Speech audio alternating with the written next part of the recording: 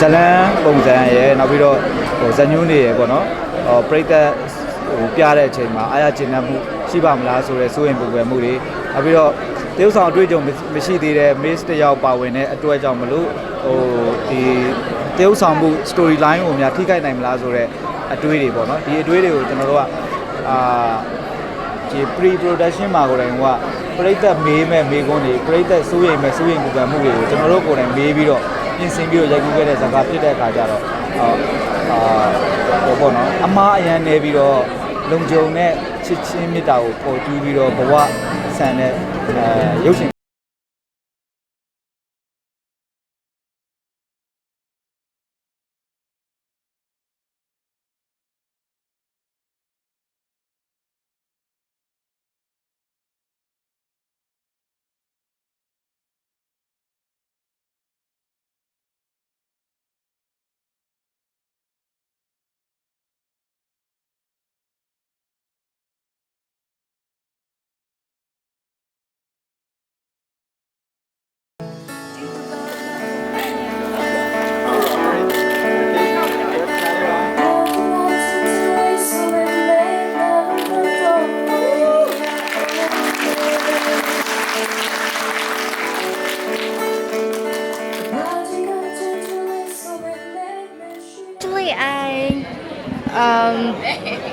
It is my first movie, so especially thing in Myanmar. I had a lot of difficult thing when doing this movie, but I think I did a good job because I had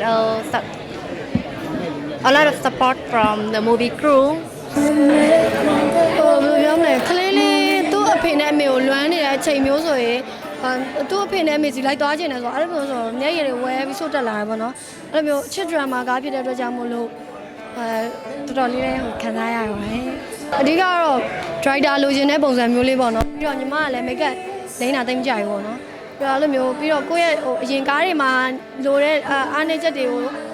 ဆိုတော့ညီမအရင်ကားတွေမှာဆို make up မညီတာတို့ထူတာတို့ပါတော့ရှိရဲပြီးတော့ဒီကားတွေမှာကိုကတိုက်နေဆရာဝန်တယောက်ဆိုတော့ဟိုလိုအပ်တဲ့လောက်ပေါ့နော် make up လောက်လေးပဲညီမလင်းချင်တယ်ပေါ့နော်ဟုတ်ဘယ်အောင်မသိဘာဝင်မသိတဲ့ကောင်နေတိတ်ရောဝင်မနေနဲ့ဒီကောင်တစ်ချက်ဘာဖြစ်ကြလဲဆိုတော့သူမှမသိနိုင်ဘူး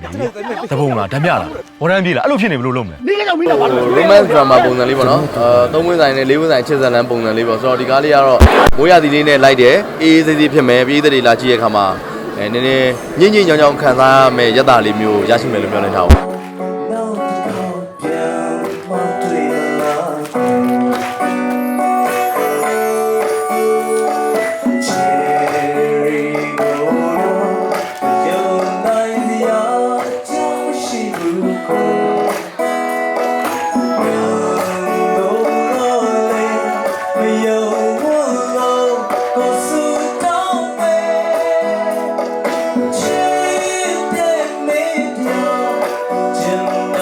လူကြားချက်ကတော့ဇလန်းပုံစံနဲ့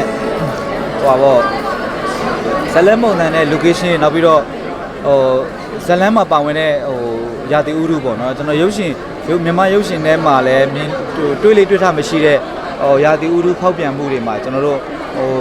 မိုးသီးတွေရွာတဲ့နှင်းမိုးတွေရွာတဲ့အချိန်မျိုးတွေမိုးသီးကြွေတဲ့ရာသီဥတုဖောက်ပြန်မှုတွေအဲ့လိုမျိုးတကယ်ချင်းတောင်တွေပါတယ်မှာရှိခဲ့မှုတဲ့မြေပြိုမှုတွေအဲ့လိုမျိုးတွေကိုတဘောဘေးရနေကိုလည်းကျွန်တော်တို့ဒီကားထဲမှာထည့်သွင်းပြီးတော့ရိုက်ထားတယ်တရားကိုလည်းကျွန်တော်တို့အပီပင်ဆုံးဖြစ်အောင်ကျွန်တော်တို့စူးစမ်းထားကြတယ်ပေါ့နော်ဆိုတော့ကျွန်တော်တို့ကဇလန်းတိဆောက်မှုတွေကိုပဲဒီဒါရိုက်တာနဲ့ဇန်ညုံမိုင်းကအားပြုထားတာမဟုတ်ပဲနဲ့ရိုက်ကူးမှုDOB ဘိုင်းကလည်းကျွန်တော်တို့အားဖြစ်ပြီးတော့ရိုက်ထားတယ်act director တွေphotography director တွေလည်းပါဝင်ထားတဲ့ကားဖြစ်တဲ့ခါကျတော့ကျွန်တော်အနေနဲ့ဒီကားကို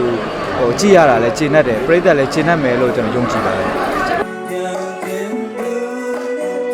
ဒီကားလေးကိုလာအောင်ကြည့်အားပေးကြပါအောင်လို့ဖိတ်ခေါ်လိုပါတယ်အားလုံးပဲကျမရှင်လမ်းပါစီဗျာ